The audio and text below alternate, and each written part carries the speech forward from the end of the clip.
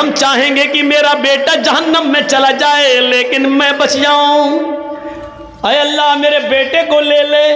लऊ यफ्तदी मिन अज़ाब यौमइज़िन बिबनी, फिदिये में ले ले। अय अल्लाह मेरा बेटा ले ले, जहन्नम में डाल दे, मुझे छोड़ दे। वह साहिबती व बनी, एक रात जिस औरत के बिना नहीं रह पाते, आय अल्लाह मेरी बीवी ले ले और जहन्नम में डाल दे लेकिन मुझे छोड़ दे। अल्लाह मुझे बचा ले, अल्लाह मेरी बीवी को ले ले। बंगाल के किसी जलसे में था मैं, तकरीर ख़त्म हो गई। ज़रा इस मंज़र को देखिएगा, मैं अपना वाक़या बता रहा हूँ अपना। उस वक्त मेरा एक छोटा बच्चा था 6 साल का, आज वो 7.5 साल का है। 1.5 साल पहले की बात बता रहा हूँ मैं आपको। तकरीर ख़त्म करके मैं अपने रेस्ट रूम पर जहाँ हमको ठहराया गया मैं गया, घर से फ़ोन आता है रात के तकरीबन 1:30 बजे कि बच्चे की तबीयत तो उस वक्त 6 साल का था, तबीयत बहुत ख़राब है, सख्त फीवर है, हाथ लगा रहे हैं तो हाथ जल रहा है। मैंने कहा उसको जल्दी से लेकर निकलो। पड़ोस में आसपास डॉक्टर, लेकिन दरवाजा खोलने के लिए तैयार नहीं रात की तारीकी में। सरकारी हॉस्पिटल में ले जाया गया और मैं यही उत्तर दिनाजपुर के इलाके में, और रात के 4 बजे तक 4:30 बजे तक बराबर राब्ते में रहता हूँ। अब कैसी तबीयत है, अब क्या है, अब क्या कंडीशन है। और जब पता चला और बच्चे से बात की और उसने कहा अब्बू ठीक है, आराम है, और जब घर से पता चला कि हाँ रिलैक्स आराम मिल गया है, उस वक्त तक मेरे भाइयों रात की नींद उड़ गई। कोई चीज़ खाने और पीने का दिल नहीं। ये कंडीशन, कभी आपको भी इस कंडीशन से गुजरना पड़ता होगा। आपका बच्चा अगर रात में पेट के दर्द से कराहने लगे तो आपके रात की नींद उड़ जाती है, और उस वक्त तक आप चैन और सुकून की नींद नहीं सो सकते जब तक कि उस बच्चे के पेट का दर्द बंद ना हो जाए। लोगों ने इस कोरोना काल में अपने बच्चों के दर्द को समझा है। इस बीमारी में उन्होंने अपने और अपने अजीजों को खोया है। वो जानते हैं कि जान की कीमत क्या है। मेरे भाइयों जरा तसव्वुर करो, एक छोटे से बच्चे की हल्की सी बुखार की खबर, फीवर की खबर आपको आपके रात की नींद उड़ा देती है, और आपके बिस्तर पर कांटे चुभने लगते हैं। नर्म और गर्म बिस्तर भी आप छोड़ने पर मजबूर हो जाते हैं। लेकिन उस कयामत के दिन के दर्द को समझने की कोशिश करो। वही औलाद हमारे सामने होगी जिस बच्चे के लिए आज 6 साल की उम्र में हमने रात में बिस्तर छोड़ दिया।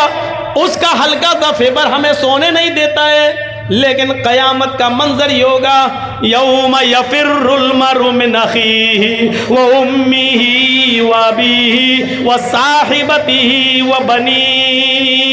कयामत के दिन इंसान भाग रहा होगा।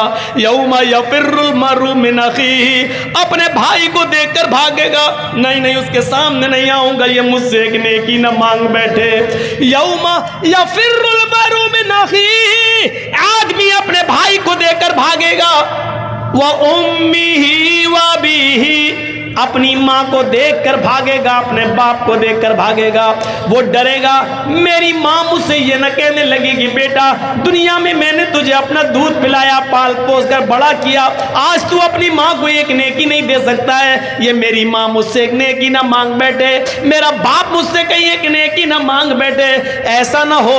यौमा यफिर्रुल मरउ मिन अखीही व उम्मिही व अबीही व साहिबतिही व बनीही, इंसान अपनी माँ से भागेगा, अपने बाप से भागेगा, व साहिबतिही, और अपनी बीवी से भी भागेगा।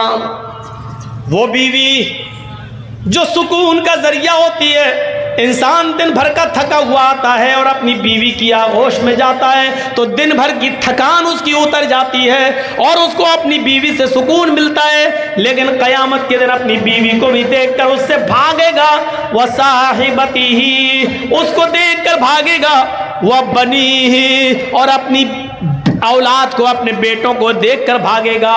वो बेटा जिसका हल्का सा फीवर और पेट का दर्द हमारी रातों की नींद उड़ा देता है, लेकिन कयामत के दिन बाप अपने बेटे को देखकर भागेगा, नहीं नहीं नहीं नहीं नहीं, ये तो मुझे मरवा देगा, एक नेकी मांग ली, हम कहाँ से देंगे। जरा तसव्वुर कीजिए आप, मैंने एक मिसाल जो आपने दी है और आप अपने ऊपर सोच कर और कयास करके जरा तसव्वुर करें, कहाँ हैं हम, किस पोजीशन में हैं हम। नफ्सा नफ्सी का आलम। हजरत आयशा बयान करती हैं, युहशरुन्नासु यौमल क़यामति हुफ़ातन औरातन गुरला। इस हदीस को सुनने के बाद सब कुछ हम भूल जाते हैं, सब कुछ। आपके कलिया चक में फिर भी लड़कियां और औरतें कपड़े कुछ ढंग के पहन लेती हैं थोड़े बहुत, लेकिन ज़रा मालदा की तरफ चले जाइए और फिर देख लीजिए ड्रेस 15-20 किलोमीटर की दूरी पर ड्रेस कैसी चेंज होती है। और फिर थोड़ा सा सिल्लीगुड़ी और न्यू जलपाईगुड़ी की तरफ चले जाइए, ड्रेस और बढ़ती जाएगी। कयामत के दिन जब उठेगा आदमी कब्र से तो ड्रेस ही नहीं होगी। लीजिए, युहशरुन्नासु यौमल क़यामति हुफ़ातन औरातन गुरला। क़यामत के दिन जब इंसान अपनी कब्रों से उठाए जाएंगे तो इस हाल में उठाए जाएंगे, हुफ़ातन, पैरों में चप्पल नहीं होगी, औरातन, जिस कफन में लपेट कर दफन किए गए थे वो कफन भी उनके ऊपर नहीं होगा, औरातन, पूरे के पूरे नंगे होंगे, बरहना। बैठ जाओ भाई, मोबाइल हमारे पास भी है भाई साहब, इससे कहिए आजकल तो कोई देखो सुन ही नहीं रहा वो आदमी। अब बताओ इतनी रात में किसको बात कर रहे होंगे भाई फ़ोन लगा के। कहाँ हम धोने में बहुत मशहूर हैं, ऐसा धोएंगे कि फिर कभी मोबाइल कान में नहीं लगा पाओगे। इसी में हम बदनाम हैं, और बदनाम है किस में। हमने उस लड़के को नहीं छोड़ा पाकुड़ में, रात के 1:30 बजे टाइम मिला, वो उठ के जा रहा था तो वैसे वहाँ खेत में था, वो बात कर रहा था मोबाइल पे, ऐसे हमारी नज़र पड़ गई उस पर, मोबाइल पे बात भी करता जा रहा हूँ, होंठ पे लग के चूमता भी जा रहा, और जलसे में हमने उसको नहीं छोड़ा। मेरे सामने अगर ये सब हरकत करोगे तो भाई फिर बचोगे नहीं। वो देखो देखो वो उठ के भागा बैठ गया। कहाँ जा रहे हो, तेरी तो शादी भी नहीं हुई, तू क्या करेगा घर जाकर। हुफ़ातन, नंगे पैर होंगे, उरातन, नंगे जिस्म होंगे, उनके जिस्मों पर कपड़ा नहीं होगा, गुरलन, कब्रों से जब उठेंगे तो सब के सब बिना खतने के होंगे। कब्रों से जब उठेंगे तो खतना ख़त्म होगा, बिना खतने, जैसे माँ के पेट से बच्चा पैदा होता है बगैर खतने के, कब्र से लोग ऐसे ही उठेंगे, खतने, बगैर खतने के, उनके खतना नहीं होगा। जब अल्लाह के नबी सल्लल्लाहु अलैहि वसल्लम ये मंजर बयान कर रहे थे तो हज़रत आयशा सिद्दीक़ा कहने लगी, आए अल्लाह के नबी सल्लल्लाहु अलैहि वसल्लम, कब्रों से तो मर्द भी उठेंगे औरतें भी उठेंगी, इसलिए कि कब्रों में, कब्रिस्तान में मर्द भी दफन होते हैं और औरतें भी। मर्दों का अलग कब्रिस्तान और औरतों का अलग कब्रिस्तान तो नहीं होता है, कब्रें अलग अलग ज़रूर होती हैं लेकिन कब्रिस्तान तो एक ही होता है। जब लोग कब्रों से उठेंगे मर्द भी होंगे और औरतें भी होंगी, क्या ये सब एक साथ उठेंगे? अन्निसा अर्रिजालु वन्निसाउ जमीअन, ऐ अल्लाह के नबी, क्या मर्द और औरतें एक साथ कब्र से उठेंगी? अल्लाह के नबी फरमाते हैं, हाँ आयशा, अर्रिजालु वन्निसाउ जमीअन, मर्द भी और औरतें भी दोनों एक साथ उठेंगी, दोनों एक साथ आएंगी, दोनों को एक साथ लाया उठाया जाएगा। हजरत आयशा फरमाती हैं, यंजुरु बाज़ुहुम इला बाज़, आए अल्लाह के नबी, क्या मर्द औरतों को भी देखेंगे और औरतें मर्दों को देखेंगी? क्या जब कब्रों से लोग उठेंगे, मर्द भी और औरतें भी, क्या वो दोनों एक दूसरे को देखेंगे? यंजुरु बाज़ुहुम इला बाज़, क्या मर्द औरतों को और औरतें मर्दों को देखेंगी? अल्लाह के नबी फरमाते हैं हाँ आयशा, यंजुरु बाज़ुहुम इला बाज़, हाँ मर्द औरतों को और औरतें मर्दों को देख रही होंगी। हजरत आयशा फरमाती हैं आय अल्लाह के नबी, तब तो औरतें मारे शर्म के मर जाएंगी, तब तो औरतें, बहुत स्लो स्पीड में बोल रहा हूं ताकि आपको मैं आपके दिमाग तक घुसा सकूं अपनी बात को, तब तो औरतें मारे शर्म के मर जाएंगी जब मर्द उनकी तरफ नजरें उठाकर देखेंगे। आज तो लड़कियां अच्छे कपड़े पहन कर निकले और कोई लड़का उनको ना देखे तो मर जाती है, हट, इसका मतलब हमारे कपड़े खराब है, हमको देखता ही नहीं है कोई। हजरत आयशा कह रही हैं तब तो औरतें मारे शर्म के मर जाएंगी जब मर्द उनकी तरफ नजरें उठा के देखेंगे।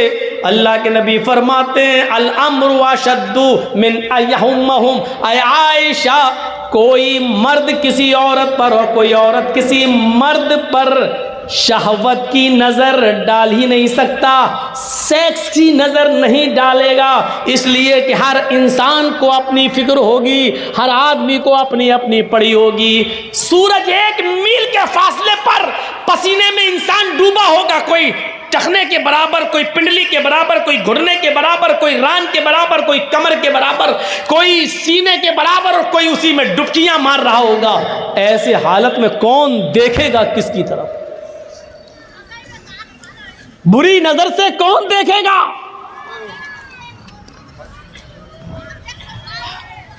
वो देखो मछली बिक रही है औरतों के पिंडाल से, नहीं मान सकती हैं औरतें, इतना नज़दीक आप इनका इंतज़ाम कर देते हैं बेचारी का। 1 साल के बाद तो इनको सुनने का मिलता है। आज तो मौका मिला इनको सैंडल और चप्पल दिखाने का, साड़ी दिखाने का, और ये बेचारी जलसा सुनेंगी। और फिर दूसरा उर्दू वाला मौलाना, सुनिए तुम्हारे मतलब की बात कर रहा हूं।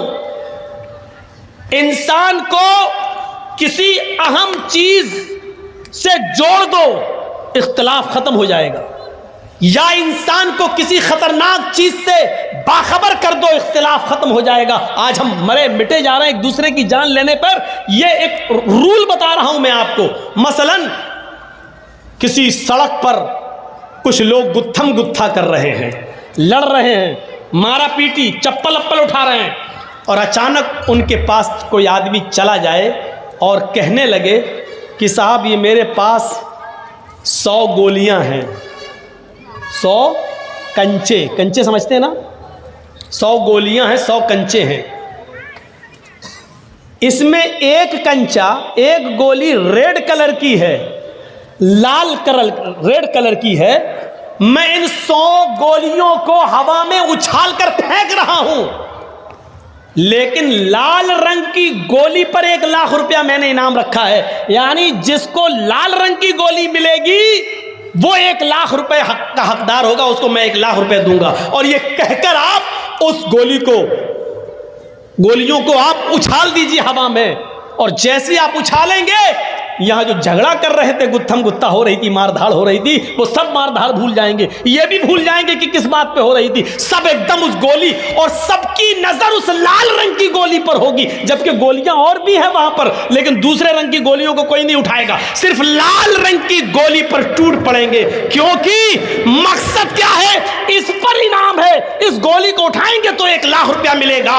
दुनिया में बहुत से जंजालों में हम फंसे हुए हैं, हमारी नजर अगर जन्नत पर लग जाए कि हमें ये काम करेंगे तो जन्नत मिलेगी, अगर इसको जन्नत से जोड़ दिया जाए, जन्नत की नियामतों से, तो इंसान दुनिया में सारी बातें भूलकर, सारे झगड़े खत्म करके उस जन्नत को पाने की फिक्र करने लगेगा। जैसे एक गोली को पाने के लिए वो सारी गोलियां छोड़ देगा, उसी तरीके से जन्नत को पाने के लिए इंसान दुनिया की सारी मोहब्बत को कुर्बान कर देगा, लेकिन जन्नत को पाएगा। मेरे भाइयों, लेकिन उस जन्नत का नक्शा अच्छी तरीके से बताने वाला कोई हो, समझाने वाला कोई हो, माइंड में उतारने वाला कोई हो। आज क्या वजह है कि 100 गोलियां फेंकी जाती हैं और लाल रंग की गोली पर हमारी नजर होती है और गोलियां हम नहीं उठाते हैं? क्यों? क्योंकि लाल गोली पर 1 लाख रुपए का इनाम है। हर आदमी चाहता कि हमें इनाम मिल जाए। फिर क्या बात है कि नमाज पढ़ने पर जन्नत मिल रही है, रोजा रखने पर जन्नत मिल रही है, सूद और ब्याज और लॉटरी को छोड़ना, हराम कमाई को तर्क कर देने पर जन्नत मिल रही है। फिर क्या बात है कि हम उसको लेने के लिए दुनियावी चीजों को छोड़ नहीं पा रहे हैं और जन्नत को हासिल नहीं कर पा रहे हैं? मेरे प्यारे साथियों, वजह क्या है? वजह क्या है? अभी ये लोग गुत्थम गुत्था कर रहे हैं। अब दूसरी मिसाल से समझने की कोशिश करो। अभी लोग लड़ रहे हैं, गुत्थम गुत्था कर रहे हैं, एक दूसरे को मारना चाह रहे हैं। इतने में मौलाना जर्जी साहब एक पिटारा लेकर उनके बीच पहुंच जाते हैं। कहते सुनो, वो गए चुप हट, मारा पीटी हो रही है। वो इसके बाल पकड़ रहा, वो उसको चप्पल मार रहा है। जर्जी साहब ने अपना पिटारा खोल दिया और पिटारे में से एक जहरीला सांप निकलता है और वही कूद जाता है, उछलता है। अब आप ये बताइए कि उस जहरीले सांप को देखकर वो गुत्थम गुत्था करने वाले, लड़ने वाले क्या करेंगे? वो अपनी लड़ाई भूल जाएंगे। अरे जब तुम एक दूसरे को मार ही रहे थे तो सांप भी तो सबको मार नहीं आया है, फिर तुम लड़ाई छोड़ के क्यों भाग रहे हो?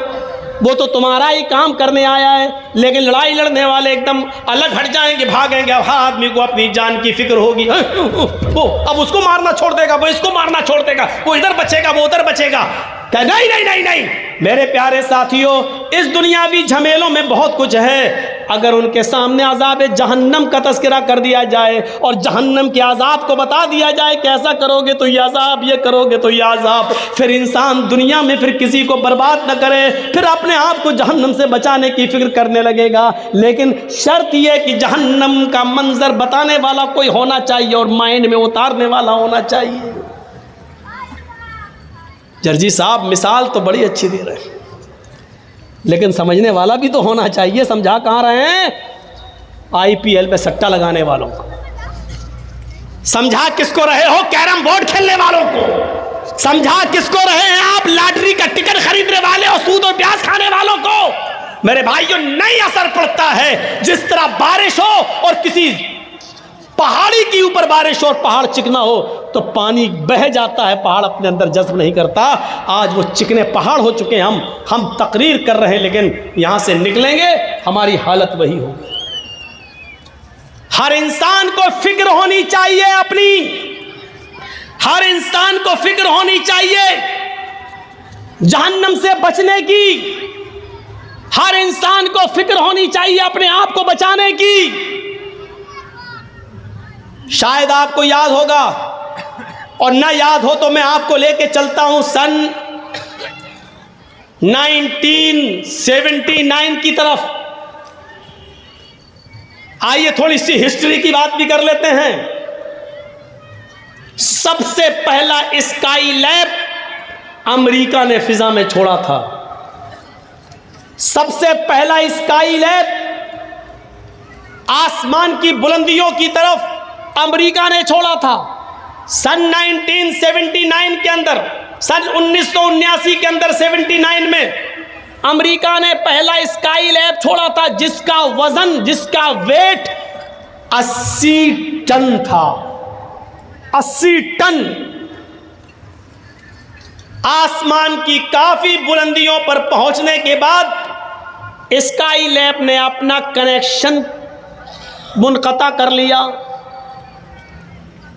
दुनिया के जिस सिस्टम से स्काई लैब आसमान की बुलंदियों पर जा रहा था, उस सिस्टम से वो कट जाता है। यानी स्काई लैब पर इस सिस्टम का कंट्रोल खत्म हो जाता है। अमेरिका ऐलान करता है स्काई लैब से हमारा कंट्रोल खत्म हो चुका है। अब 80 टन का स्काई लैब जमीन के किसी भी हिस्से में गिर सकता है, किसी के भी ऊपर गिर सकता है, वो जमीन के किसी भी हिस्से में आ सकता है। यकीन मानिए 79 को जब ये ऐलान किया जा रहा है, इंडिया भी, पाकिस्तान भी, बांग्लादेश भी, नेपाल भी, यूरोप भी, एशिया भी, हर आदमी परेशान था, हर मुल्क परेशान था। 80 टन का स्काई लैब जब गिरेगा तो क्या हाल होगा? हर आदमी आदमी की रात की नींदें उड़ गई थी, हर मुल्क बेचैन था कि ये गिरेगा जमीन के ऊपर तो क्या होगा।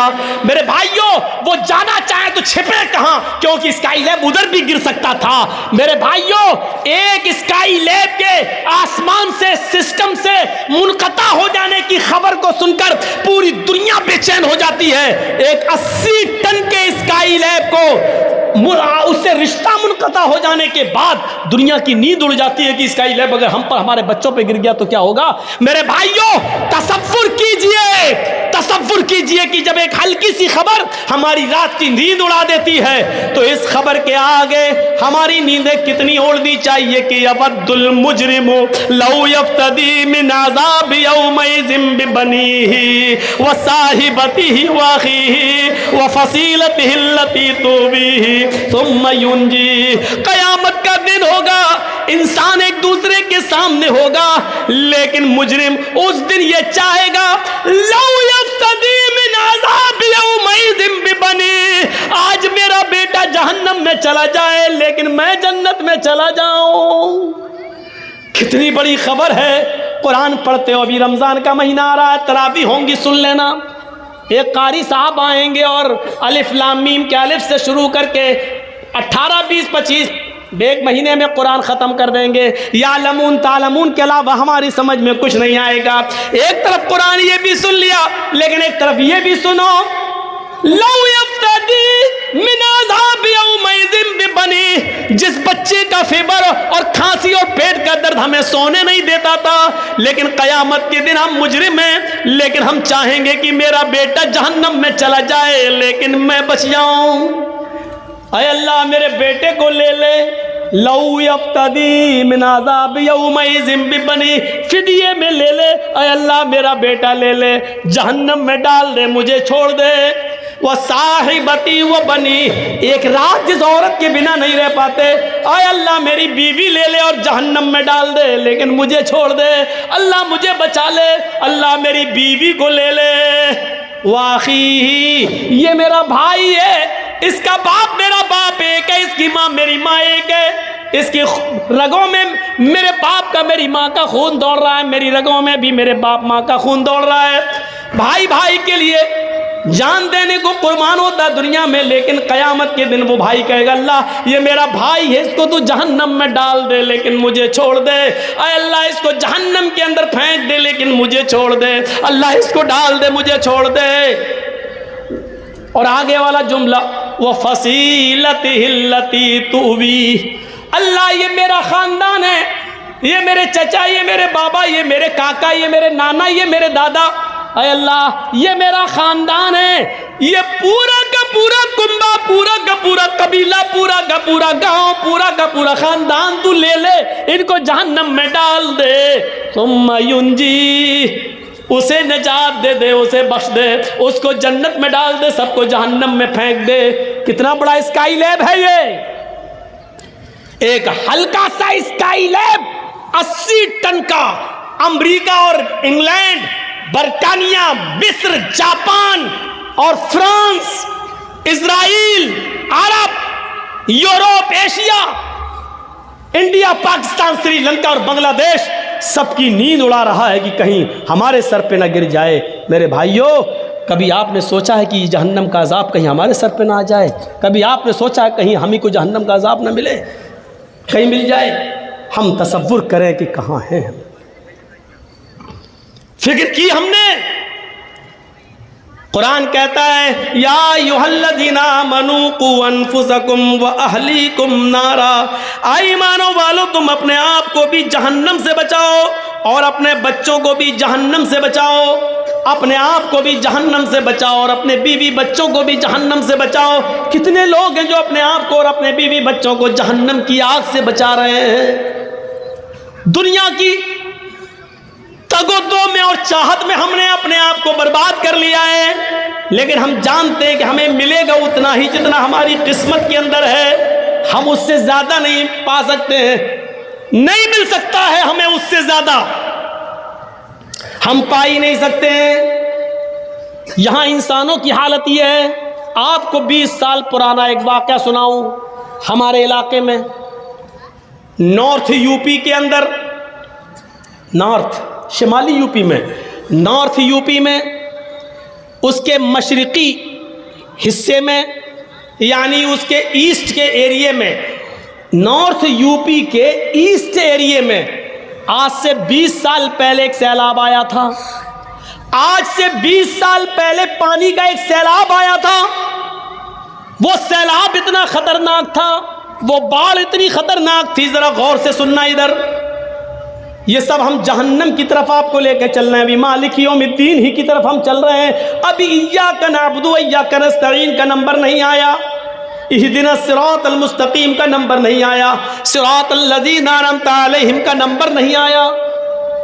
अभी मालिक यौमिद्दीन के ऊपर भी अगर हम से बुलवाया जाए तो इसी जगह पर जलसा कराया जाए और रोज़ाना 2-2 घंटे की तक़रीर कराई जाए, तो हम जैसे लोग सिर्फ मालिक यौमिद्दीन के ऊपर 3 महीने बोल सकते हैं। इय्याका नअबुदु व इय्याका नस्तईन का नंबर नहीं।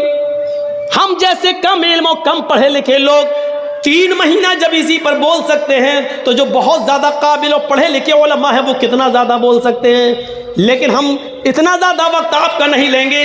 सिर्फ तसव्वुर कीजिएगा, इधर आप अपना दिमाग लगाइए, नॉर्थ यूपी के ईस्ट एरिया के अंदर पानी का एक सैलाब आता है और वो सैलाब इतना खतरनाक था कि कई लोगों को बहा कर ले गया, कई बच्चों को उसने पानी में गर्क कर दिया, मवेशी पानी में बह गए, जितने 4 पैर वाले जानवर थे, भेड़ बकरियां भैंसे गाय, पानी में बह गए और मारे गए। कुछ लोग अपना इलाका छोड़ रहे हैं, कुछ ऐसे हैं जो उसी में फंस गए हैं। ऐसे मंजर को देखें और जब सैलाब थोड़ी देर के लिए रुका, थोड़ी देर के लिए जब सैलाब रुका तो मंजर इतना भयानक था, उस गांव का, बस्ती का मंजर इतना भयानक था कि उस भयानक मंजर को लोग देख रहे हैं कि ये क्या हुआ। ये घर कितना मजबूत था लेकिन आज ढह गया, ये कितना अमीर आदमी था आज उसका माल बह गया। कुछ लोग हैं जो उस सैलाब में फंसे हुए हैं, अपने माल को और अपने बच्चों को अपने समेटे हुए हैं, लेकिन कश्तियां नहीं है, नाव नहीं है, निकल नहीं सकते हैं। इस भयानक मंजर पर एक आदमी की नजर पड़ती है कि पानी में आधे से ज्यादा डूबा हुआ एक पेड़ है, एक दरख्त है जो आधे से ज्यादा डूब गया है पानी के अंदर। लेकिन जब उसने डूबे हुए उस पेड़ पर नजर डाली तो उसकी एक ब्रांच पर, उस पेड़ के एक टहनी से लगा हुआ एक मजबूत टहनी पर एक आदमी बैठा हुआ है, और जिस डाल पर आदमी बैठा हुआ है उसी डाल के ऊपर एक खतरनाक और जहरीला सांप भी मौजूद है। सैलाब इतना खतरनाक था, सांप इंसान का दुश्मन और इंसान सांप का दुश्मन। इंसान सांप को देखता है तो फौरन मारने की कोशिश करता है, और सांप जब अकेले में किसी इंसान पर हावी हो जाए तो उसको डंक मारने की कोशिश करता है, डसता है। लेकिन हैबत सैलाब की इतनी ज्यादा है कि सांप इंसान को देख रहा है और उसी टहनी पर, उसी डाल पर आदमी सांप को देख रहा है, लेकिन आदमी सांप को नहीं मारता है और सांप इंसान को नहीं डस रहा है। वो जानता है कि नीचे पानी है, अगर ये आदमी गिरा तो ये मरेगा, और सांप भी जानता है कि अगर हम गिरे तो हम मरेंगे। इस मंजर को देखकर इंसान न सांप को मार रहा है, न सांप इंसान को मार रहा है। कुछ लोग दूर से इस मंजर को देख रहे हैं। तसव्वुर कीजिए कि सैलाब इतना भयंकर, इतना खतरनाक, और इस मंजर को कुछ लोग दूर से देख रहे हैं। लेकिन ऐसे मंजर पर जहां सांप भी इंसान को डसने की कोशिश नहीं कर रहा है, यहां ऐसे दुनिया परस्त और दुनिया तलब लोग और कुत्ते के जानवरों जैसी सिफत रखने वाले लोग ऐसे भी थे, जहां आए और इन लोगों से कहने लगे कि तुम सैलाब में फंसे हो, हम तुम्हारी मदद के लिए आए हैं, तुम अपना माल हमारे हवाले कर दो, हम इनकी हिफाजत कर लेंगे, और जब तुम्हें इस मुसीबत से छुटकारा मिले तो हम तुम्हारा माल तुम्हें वापस कर देंगे। और इन भोले भाले मुसीबत में फंसे हुए लोगों ने अपना सामान, अपना सोना चांदी जो बचा सके थे, उन्होंने इन लोगों के हवाले कर दिया, और ये रफू चक्कर हो गए, लेकर भाग गए। गौर कीजिए, उन मजबूर लोगों की मजबूरी का भी फायदा इन लोगों ने उठाया। जहां एक सांप इंसान को डसने की हिम्मत नहीं कर रहा है, और जहां एक इंसान सांप को मारने की हिम्मत नहीं कर रहा है, वहां ये इंसान कितना गिर चुका है। वहां ये दुनिया तलब इंसान और दुनिया परस्त इंसान, नाजायज माल को कमाने वाला और दुनिया की मोहब्बत को रंगने वाला ये इंसान कितना नालायक और कितना बड़ा कमीना है, जो ऐसे मौके पर भी मजबूर लोगों की मजबूरी को ना समझ सका और उनका माल लेकर फरार हो रहा है। आप अंदाजा लगाइए, सोचिए कि इंसान कितना ज्यादा मफाद परस्त हो चुका है। यह सांप से ज्यादा जहरीला हो चुका है। सांप अपने जहर से इंसान को डसना छोड़ रहा है, लेकिन यह कमीना इंसान अपनी कमीनगी इंसान से नहीं छोड़ रहा है। यह सोचिए और तसव्वुर कीजिए कि इंसान कितना गिर चुका है कि एक मौके पर सांप भी इंसान को काटने की जरूरत नहीं कर रहा है, लेकिन इंसान इंसान को काट रहा है, इंसान इंसान को डस रहा है। और ऐसे मौके पर भी उसका पैसा छीनकर, उसकी दौलत लेकर ये भाग जाते हैं, ये कहकर कि अभी तुम मुसीबत में हो, हमारे हवाले कर दो, जब तुम्हारे मुसीबतों के दिन खत्म हो गए हम तुम्हारे हवाले कर देंगे। और उसके बाद उनका पता नहीं चलता। इस दुनिया की दौलत ने हमें इतना हमें बर्बाद कर दिया, बिल्कुल कुत्ता सिफत इंसान बना दिया। इसीलिए अल्लाह के नबी ने फरमाया, यूशिकुल उमम अन तदा अलैकुम कमा तदा अलकलतु अला क़िसतिहा, तुम्हारे ऊपर एक ऐसा जमाना आ जाएगा, तुम्हारे ऊपर एक ऐसा जमाना आ जाएगा कि जैसे भूखे लोग दस्तरखान के ऊपर टूट पड़ते हैं, उसी तरीके से तमाम लोग तुम्हारे ऊपर टूट पड़ेंगे। सहाबा सल्लल्लाहु अलैहि नबी कह रहे हैं, जैसे भूखे लोग दस्तरखान के ऊपर टूट पड़ते हैं, वैसे ही दुनिया, सारी की सारी दुनिया तुम्हारे ऊपर टूट पड़ेगी। आप देख लीजिए, ये टूटना ही तो है, ये टूटना ही तो है। पेट्रोल 100 के पार, डीजल भी उसी के मुकाबिल, गैस सिलेंडर की कीमत, सरसों के तेल की कीमत, ये सारी कीमतों को आप एक तरफ रखिए, लेकिन इसके बावजूद हम परेशानियां उठा लेंगे, सब कुछ बर्दाश्त कर लेंगे, लेकिन वोट हम उन्हीं को देंगे। ये क्या है? तसल्लुत देखिए। वो जहर घोलने में कामयाब हो गए और सबको एक प्लेटफार्म पर ले आए।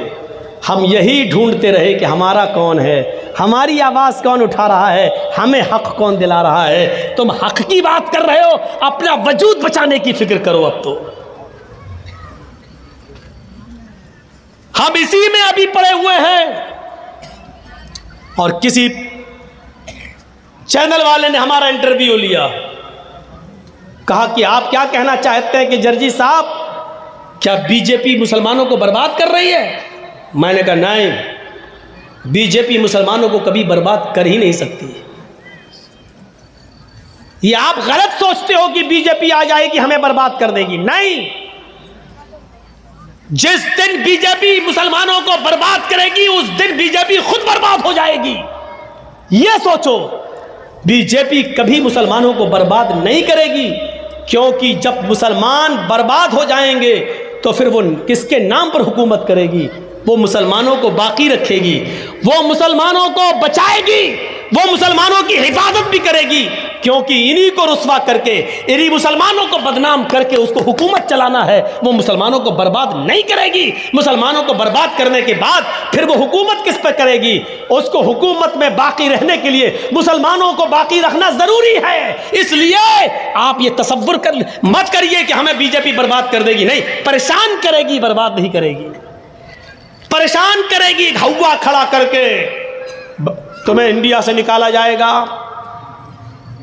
NRC CAA आएगा, ये सिर्फ हवा खड़ा करके आपको परेशान करेगी।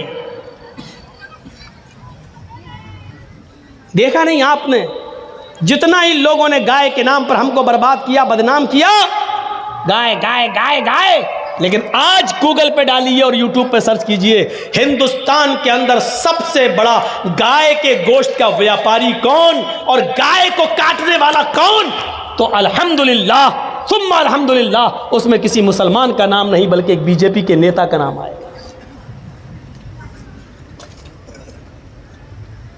ये सिर्फ हमें बदनाम करते हैं, गाय गाय गाय। अल्लाह ताला ने ऐसा कर दिया कि लो पियो गाय का पेशाब और खाओ गाय का गोबर। ऐसी जगह पहुंचा दिया है कि तुम मुसलमानों से गाय गाय गाय करते हो। पढ़ो, अभी हमारे यहां एक इलाके में मोदी जी ने क्या कहा था, जो पशु दूध नहीं देते यानी बैल, वो उनकी के गोबर को भी इतना कीमती बना देंगे कि लोग उसको सड़क पे पड़ा होगा तो उठा के अपने घर ले जाएंगे, उससे भी पैसा आएगा। मशीन, पता नहीं रात में सपने में कौन बताता है हमारे देश के चौकीदार को, गोबर से भी पैसा आएगा। हम 5 साल इंतजार करेंगे कैसे आता, देखेंगे। तो ये हालत है हमारी,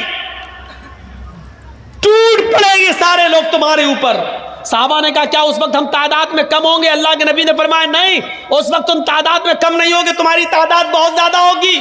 लेकिन बेकार, जैसे समंदर में कूड़ा करकट पड़ा होता है, लहर आती है, मौज आती है, कूड़ा करकट को भगा ले जाती है, ऐसी दुनिया की सारी कौमें तुम्हें जहां चाहेंगी वहां ले जाएंगी, जैसे चाहेंगी वैसे नचाएंगी। बंगाल वालों,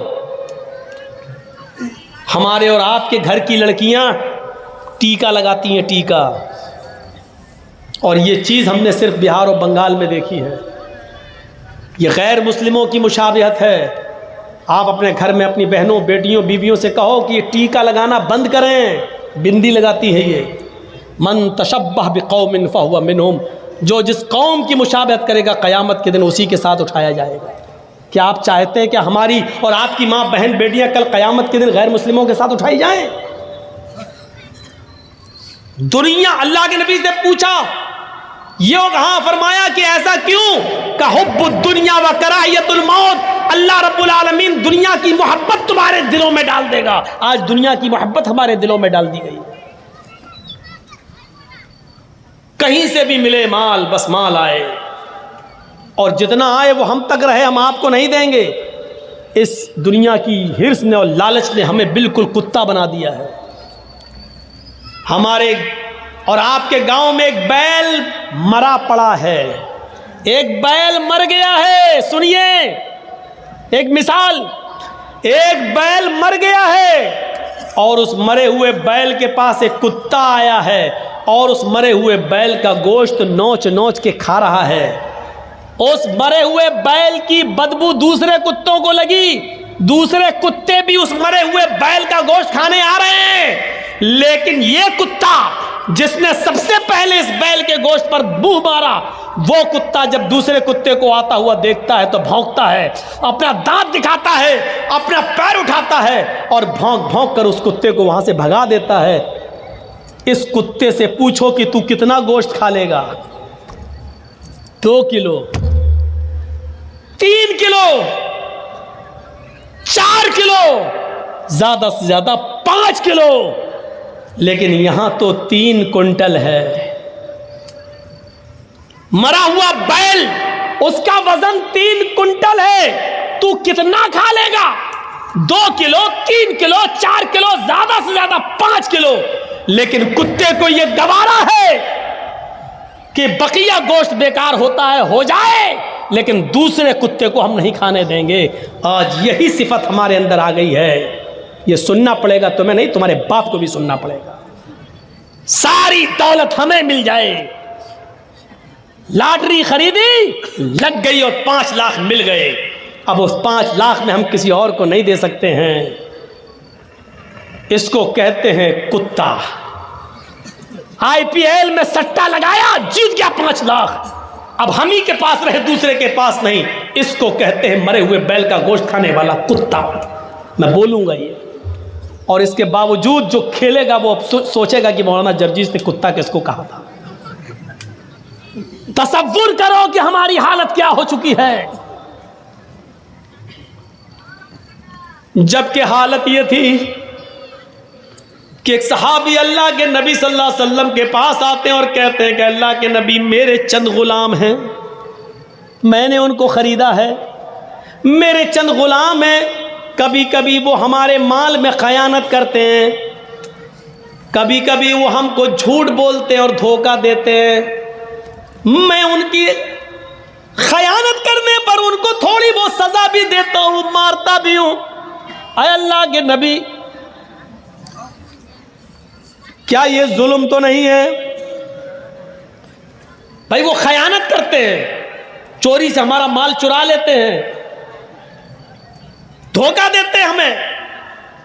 अगर मैं उनको मारता हूं तो क़यामत के दिन मुझसे हिसाब व किताब तो नहीं होगा? देख रहे हैं आप ये सवाल, क़यामत के दिन कोई हिसाब व किताब तो नहीं होगा हमसे?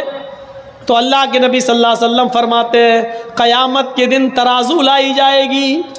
उस सहाबी से क्या कह रहे हैं, इधर सुनो, उस सहाबी से क्या कह रहे हैं? क़यामत के दिन तराजू लाई जाएगी और उस तराजू के अंदर उनकी ख़यानत, उनका धोखा रखा जाएगा। जो उन्होंने तुम्हारे माल की चोरी की है और तुम्हारा माल चुराया या धोखा दिया, उसको एक तरफ रखा जाएगा, और तुमने उनको मारा है, सज़ा दी है, उस सज़ा को तराजू के दूसरे पल्ले पे रखा जाएगा। और जब तराजू उठाई जाएगी, अगर तुम्हारी सज़ा उठ गई और उनके धोखे का पल्ला झुक गया तो उनको सज़ा मिलेगी जहन्नम के अंदर। और अगर तुमने उनको मारा, अगर तुम्हारा जुल्म का पल्ला झुक गया और उनका धोखा और उनकी ख़यानत का पल्ला उठ गया, तो क़यामत के दिन तुम्हें सज़ा दी जाएगी। यानी तुमने उनको उनके धोखे और उनकी ख़यानत से ज़्यादा सज़ा उनको दी है, तो तुम्हें सज़ा दी जाएगी जहन्नम के अंदर। ये सहाबी कहते हैं, अल्लाह के नबी, ये तो बड़ा अजीब मामला है, ये तो बड़ा अजीब मामला है। तब तो फिर पता नहीं हमारी सज़ा कितनी ज़्यादा होगी। अब तो बेहतर यही है कि अपने आप को जहन्नम के अजाब से बचाने के लिए मैं इन तमाम गुलामों की छुट्टी कर दूं, इनको मैं रिहा कर दूं, इनको आज़ाद कर दूं। वो सहाबी दूसरे दिन आते हैं और कहते हैं, अय अल्लाह के नबी, आप गवाह रहिए, मैंने अपने सारे गुलामों को आज़ाद कर दिया। ये है जहन्नम का डर, ये है हिसाब व किताब का डर जो हमारे अंदर नहीं है, होना चाहिए, हमारे अंदर नहीं है, होना चाहिए। मेरे प्यारे साथियों, उन्होंने सोचा हमने इनको जो सज़ा दी, कहीं ऐसा ना हो कि इनके जुर्म से ज़्यादा हो और फिर हमें जहन्नम में डाला जाए। उन्होंने सारे कैदियों को, सारे ग़ुलामों को आज़ाद कर दिया, सारे ग़ुलामों को आज़ाद कर दिया। मेरे भाइयों, हज़रत उस्मान गनी ने अपने ग़ुलाम का कान मरोड़ा। एक दिन कहने लगे, इधर आओ, मैंने एक दिन तुम्हारा कान मरोड़ा था, आज तुम भी अपना बदला ले लो, क़यामत के दिन में बदला नहीं दे सकता। उस गुलाम ने कहा, नहीं, आप आका हैं, आप हमारे मालिक हैं, हम आपसे बदला नहीं लेंगे। अमीरुल मोमिनीन ने कहा, नहीं नहीं, तुम्हें इंतकाम लेना होगा। इन्होंने कहा, तुम मेरे मालिक हो, मैं कैसे इंतकाम लूँ, आपको कैसे कान मरोड़ूँ? हज़रत उस्मान गनी कहते हैं, जाओ, मैंने तुम्हें आज़ाद कर दिया, आज के बाद तुम मेरे ग़ुलाम नहीं हो, क्योंकि इससे तुम रहोगे, मैं फिर किसी गलती पर तुम्हारा कान मरोड़ दूंगा। ऐसा ना हो कि क़यामत के दिन अल्लाह रब्बुल आलमीन मुझे इसका भी हिसाब देना पड़े। उन्होंने अपने ग़ुलाम को आज़ाद कर दिया। मेरे प्यारे साथियों, एक सहाबी वो थे जो नमाज पढ़ने लगे और नमाज ही के अंदर उनका ख्याल उनके बाग में चला गया। मेरे बाग में कितने खजूरों के पेड़ हैं, ये खजूरों के पेड़, जब खजूर पैदा होंगे तो बाजार में इतने इतने का खजूर बिकेगा, हमें इतना प्रॉफिट होगा। ये पढ़ते गए, ये सोचने लगे और रकात भूल गए, रकात भूल गए। 4 रकात वाली नमाज या तो 3 पढ़ ली या 5 पढ़ ली, भूल गए। वो आए, कहने लगे कि अल्लाह के नबी सल्लल्लाहु अलैहि वसल्लम, ऐसा हो गया है। आपने कहा, हो जाता है, कभी कभी भूल चूक हो जाती है। लेकिन इस सहाबी ने सोचा कि इस बाग की वजह से, जो खजूरों का बाग है, इस बाग की वजह से मेरा दिमाग बट गया है, इसकी पैदावार पे चला गया है। ये बाग रहेगा तो मैं बार बार सोचता रहूँगा, और मैं नमाज में भूलता रहूँगा, यानी नमाज में ज़्यादा दिमाग नहीं लगेगा, बाग की तरफ दिमाग लगेगा।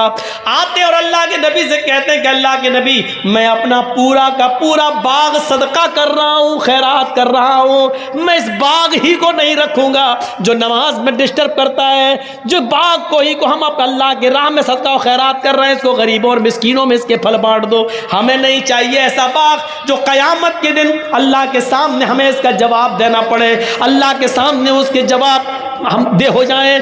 ये बाग हमें नहीं चाहिए जो बार बार हमारी रकातों को भुलवा रहा है। मेरे भाइयों, ये थे जहन्नम के अजाब से डरने वाले और क़यामत के दिन की फिक्र करने वाले, ये लोग थे हिसाब व किताब से डरने वाले। मालिक यौमिद्दीन, वो क़यामत के दिन का पूरा पूरा मालिक है और उस दिन हमें हिसाब व किताब देना होगा उस रब के सामने। 1.25 घंटे की इस तकरीर के बाद, कल तो मुझे 10:30 बजे टाइम मिल गया, आज मुझे 11:30 पे आपने टाइम दिया, जबकि कहा यह गया था कि 11 बजे दे देंगे, लेकिन फिर भी लेट कर दिया। बंगाल में आम तौर पर जलसे 12 और 12:30 बजे से ज़्यादा नहीं चलते, आज तो फिर भी 1:15 बज गया है। तो मेरे प्यारे साथियों, इससे ज़्यादा जलसा होना भी नहीं चाहिए, लेकिन अभी आप बैठिएगा, जाइएगा नहीं। मैं एक बात और सुना देता हूँ आपको, और वो बात क्या है, तसव्वुर कीजिए कि वो क्या जज्बा था। अल्लाह के नबी सल्लल्लाहु अलैहि वसल्लम कह रहे हैं, कोई है जो 100 ऊँट अल्लाह की राह में दे, मैं ज़मानत देता हूँ कि वो जन्नत में जाएगा। उस्मान गनी उठे, कहते हैं कि 100 ऊँट मैं दे रहा हूँ। आपने कहा लोगों, उस्मान ने 100 ऊँट दे दिए, उस्मान के अलावा कोई है जो 100 ऊँट और दे। हज़रत उस्मान दोबारा उठते हैं कि 100 और दे रहा हूँ। आपने कहा लोगों, उस्मान के अलावा कोई और देगा? फिर उस्मान उठे कि मैं 100 और दे रहा हूँ। अल्लाह के नबी ने कहा उस्मान तुम 300 दे चुके हो, अब तुमसे नहीं, उस्मान के अलावा कोई और है? फिर उस्मान उठे कि मैं 100 और दे रहा हूँ। आपने कहा उस्मान अब बस करो, 400 हो गए, तुमसे नहीं, उस्मान के अलावा कोई और है? फिर उस्मान उठे कि मैं 100 और दे रहा हूँ। बार बार दूसरा उठने का नंबर ही नहीं दे रहे, उस्मान ही पहले उठ जाते थे। 7 बार कहा, 7 बार उस्मान ने दिया। अल्लाह के नबी को ही चुप होना पड़ा, ये सोच कर के आप मैं जितना कहूँगा यही उठेंगे, दूसरा कोई उठेगा ही नहीं। तो आपने फरमाया लोगों, 700 ऊँट देकर उस्मान ने आज इतना बड़ा नेक काम किया है, इतना बड़ा नेक काम किया है कि अल्लाह ने अभी जिब्रील को भेजकर फरमाया उस्मान से कह दो, माज़र्रा उस्मान, माज़र्रा उस्मान, माज़र्रा उस्मान, मामिला बादल यौमी कत्तु। आए उस्मान, आज के बाद अगर तू एक भी नमाज ना पढ़ेगा, एक भी नेक काम नहीं करेगा, फिर भी अल्लाह तुझे जन्नत देकर रहेगा। इतना बड़ा नेक काम, सदका और खैरात का मामला देख रहे हैं, इसी से तो जन्नत मिलती है। मस्जिद नबवी जब बनकर तैयार हुई तो शायद आप न जानते हो, मैं आपको बताऊं, मस्जिद नबवी बनने के बाद 4 महीने तक अंधेरे में नमाज हुई। सहाबा के पास इतना तेल नहीं था कि वो चिराग जला सके। मगरिब की, ईशा की और फजर की नमाज भी अंधेरे में पढ़ी जाती थी। 4 महीने तक उसमें चिराग नहीं जला। एक दिन अल्लाह के नबी ईशा की नमाज पढ़ाने के लिए जब मस्जिद नबवी में गए तो क्या देखते हैं, रोशनी आ रही है, चिराग जल रहा है। आप जब मस्जिद के अंदर गए तो सारे सहाबा सफ लगाए बैठे हैं, चिराग की रोशनी में सहाबा के चेहरे दिख रहे हैं। आपने पूछा किसने चिराग जलाया? हजरत तमीम दारी उठते हैं, कहते हैं अना या रसूल अल्लाह, मैंने। अल्लाह के नबी, मेरे पास कुछ तेल ज़्यादा आ गया था, मेरे घर का खर्चा चल गया, बाकिया तेल में ले आया। अल्लाह के रसूल, आज चिराग जल गया, अब इंशाअल्लाह कई दिन तक चिराग जलता रहेगा, क्योंकि जितना ज़ायद तेल था वो मैंने मस्जिद में ला कर दे दिया। आपने नमाज पढ़ाई उस रोशनी में, और चिराग की रोशनी में नमाज पढ़ाने के बाद जब आप खड़े हुए नमाज के बाद, तो आपने कहा लोगों, तमीम दारी ने आज मस्जिद में तेल लाकर चिराग जलाया। आज तमीम दारी ने सिर्फ इस मस्जिद को रोशन नहीं किया, इस मस्जिद को नहीं चमकाया, कद नव्वरतल इस्लाम, आज तमीमदारी ने पूरा इस्लाम चमका दिया है, आज पूरे इस्लाम को रोशन कर दिया है, आज पूरा इस्लाम जगमगा गया है। एक चिराग चलाने की वजह से अल्लाह के नबी ने कहा पूरा इस्लाम जगमगा दिया है।